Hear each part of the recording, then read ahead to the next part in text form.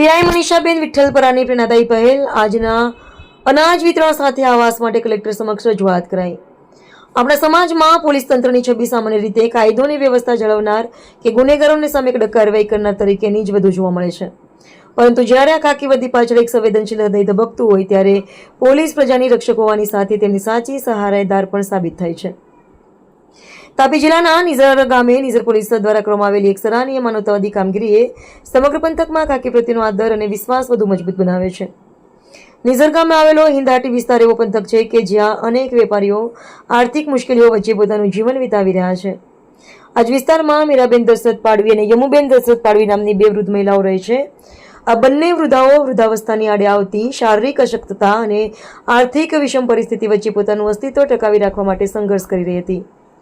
Nizar police સ્ટેશનના police inspector મનીષાબેન વિઠ્ઠલપરાના માર્ગદર્શન હેઠળ પોલીસ ટીમ દ્વારા તાત્કાલિક આ વૃદ્ધ મહિલાઓના ઘરે પહોંચીને તેમને જરૂરી સહાય પૂરી પાડવામાં આવી હતી।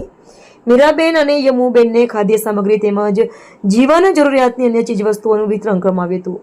માત્ર અનાજ કે ભોજન આપીને પોતાની જવાબદારી પૂરી કરવાને બદલે નિઝર પોલીસે આ સમસ્યાના કાયમી ઉકેલ માટે દીર્ઘદ્રષ્ટિ દાખવી હતી।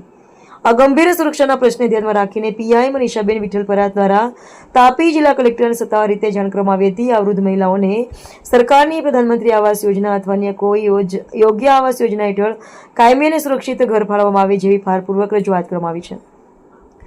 નિઝર પોલીસ દ્વારા અગાઉ પણ અવારનવાર અલગ અલગ ગામોની મુલાકાત લઈને જરૂરિયાતમંદ અસહાય અને ગરીબ માણસોને મદદરૂપ બનવાની પ્રવૃત્તિઓ કરવામાં આવતી હોય છે। પોલીસ વિભાગ દ્વારા માત્ર ગુનાખોરી અટકાવવા પૂરતું સીમિત ન રહેતા સામાજિક જવાબદારીના ભાગરૂપે લોકકલ્યાણના કાર્યો પણ સતત કરવામાં આવે છે।